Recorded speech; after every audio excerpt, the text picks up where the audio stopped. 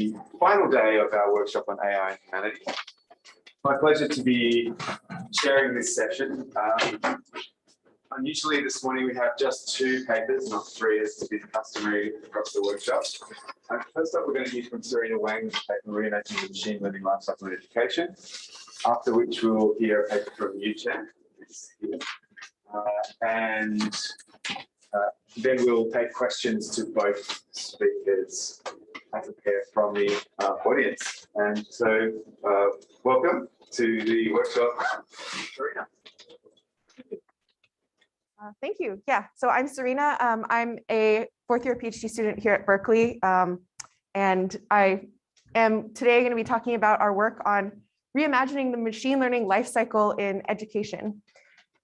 And this is joint work with other folks at Berkeley from both the CS side and from the Graduate School of Education.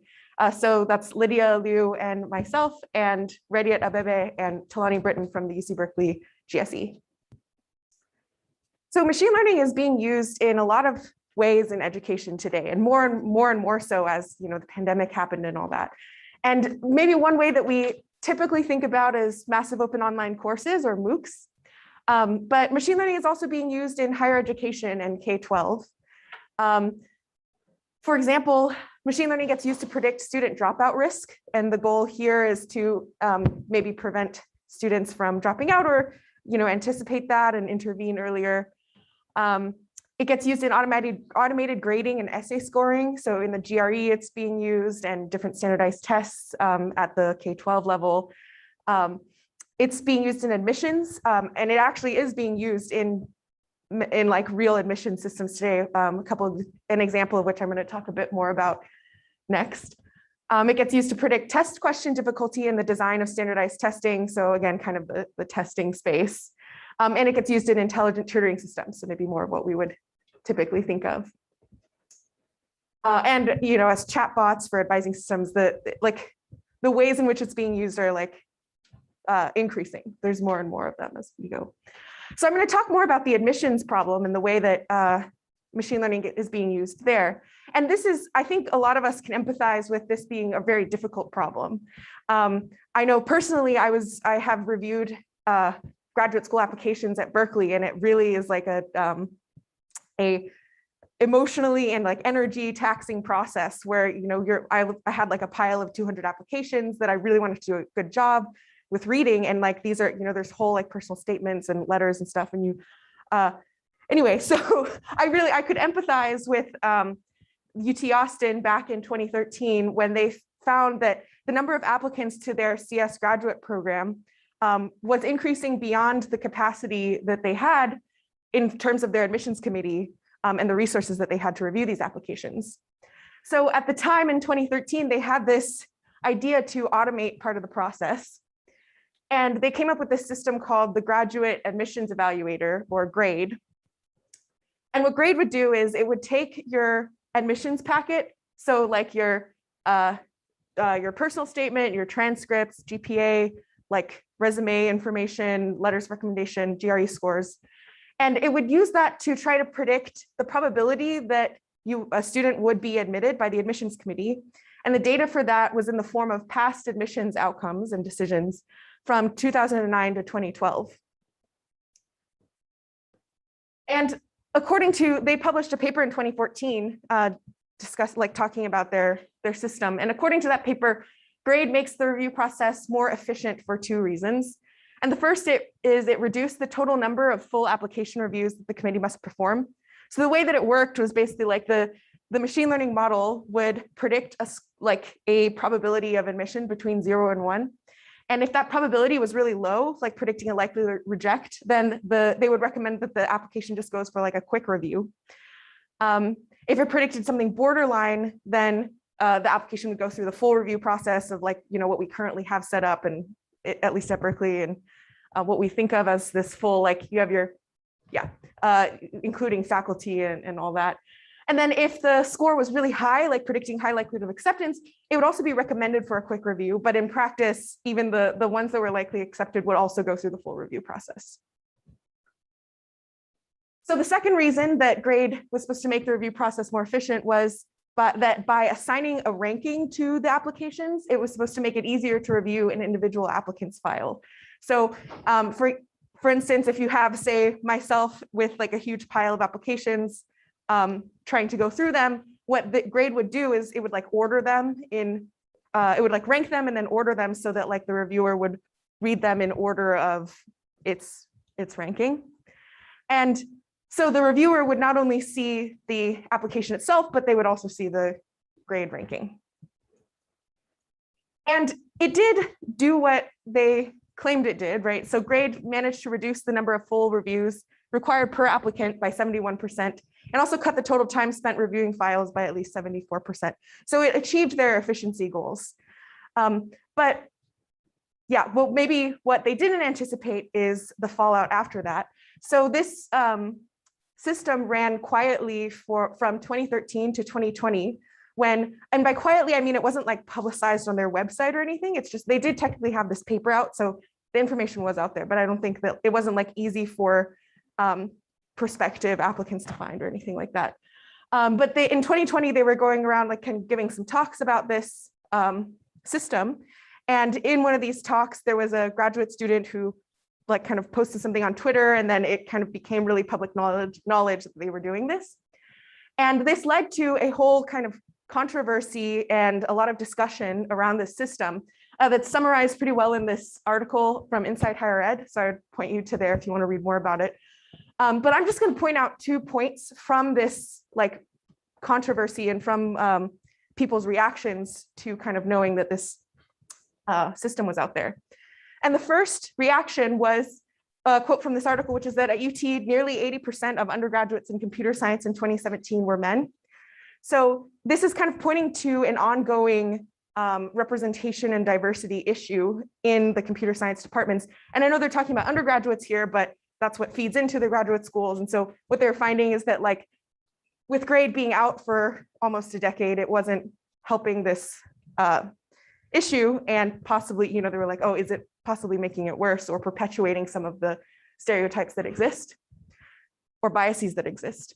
And the second quote that I'm going to pull from this is that is a quote from somebody who was at one of the talks at the University of Maryland, who said, "I'm kind of shocked you did this experiment on your students. You seem to have built a model that builds in whatever bias your committee had in 2013, and you've been using it ever since." Okay, so in reaction to all this criticism, in 2020, UT posted this tweet saying that they are pulling the algorithm, they're no longer going to use it. And I'm also going to point out 2 different parts of this tweet.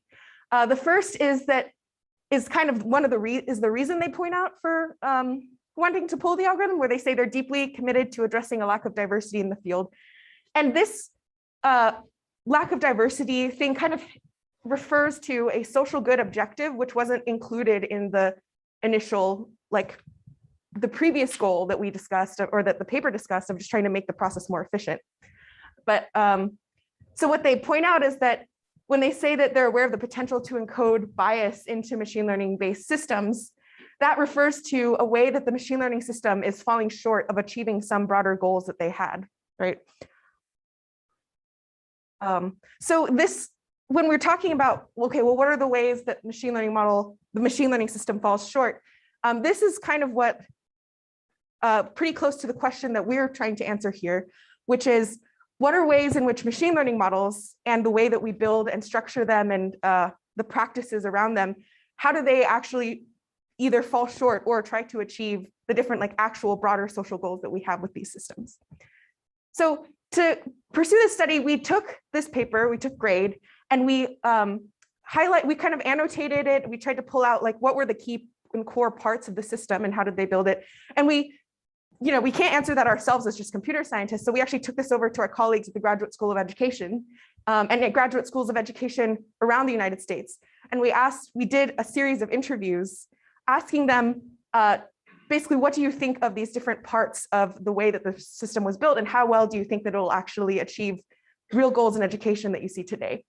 So some of the kinds of things that we highlighted were things like, well, what was the stated goal in the paper? Well, they say that its purpose is to inform the admissions committee and make the process of reviewing files more efficient. Okay, so that's one thing that they say they want to achieve. And the second is like, well, how did they say they were achieving the goal? What was the like building of the system? And so they, in this grade paper was, as a machine learning problem, grade frames graduate admissions as probabilistic binary classification. And then another thing that we would pull out is, well, what were they using to evaluate the system? How were they measuring success?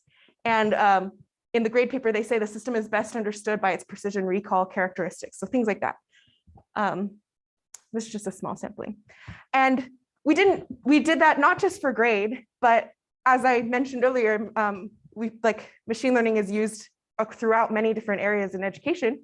And we actually did this for 20 papers total, surveyed from pulled from a survey on AI for social good, including things like progressive prediction of student performance in college programs, formative essay feedback using predictive scoring models, identifying at-risk students in massive open online courses, and lots of, a total of 20 different papers.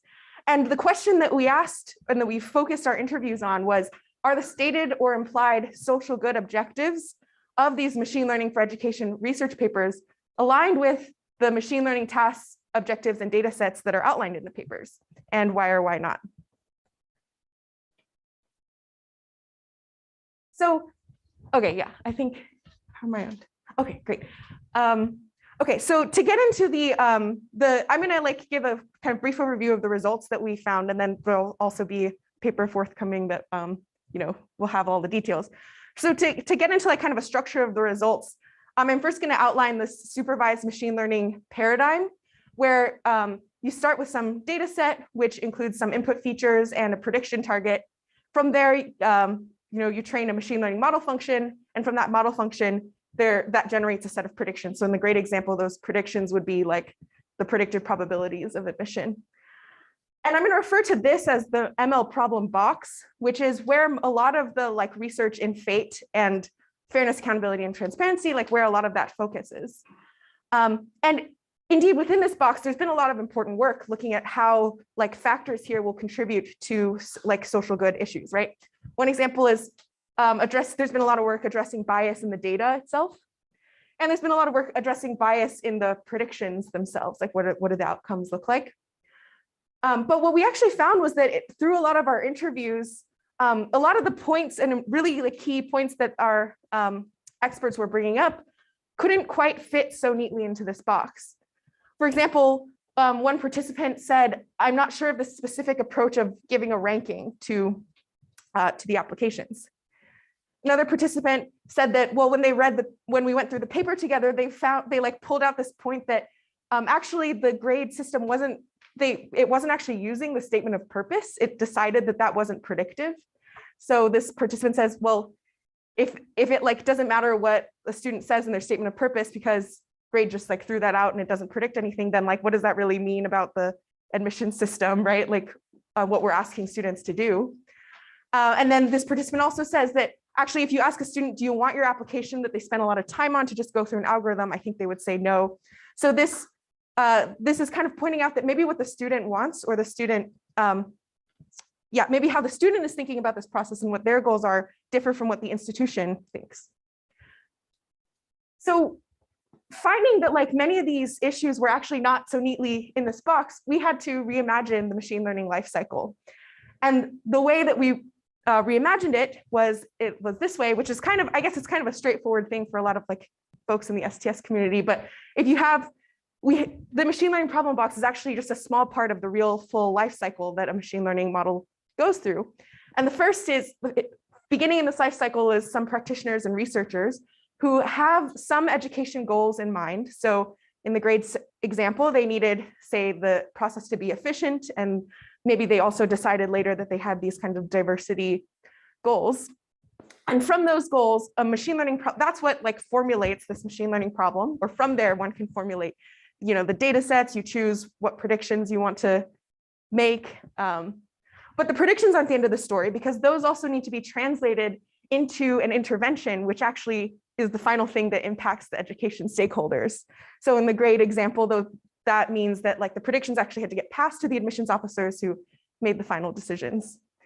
And so in expanding this life cycle, we found that we categorized some of the criticisms and the like recommendations from our interviews into 2 different translation gaps. Oh yeah, and of course there's a validation and feedback cycle here. And the first translation gap is this problem of translating the education goals into this machine learning problem box via problem formulation. And the second translation gap that we highlight in the paper is translating those predictions to interventions. Like what are some key points there? And I think I'm going to use the last couple of minutes to talk a little bit, give a bit of a preview of some of the findings in each of those areas. So first, when translating education goals via problem formulation, we found there are a couple of interesting findings, which I do want to highlight here. And the first is that education goals were often conflated with short-term metrics that were being used in the problem formulation process. So what do I mean by that? Well, the machine learning for education papers would focus on a single quantitative metric. So for example, they want to improve on-time graduation rates. But actual education goals were a lot broader and a lot more long-term.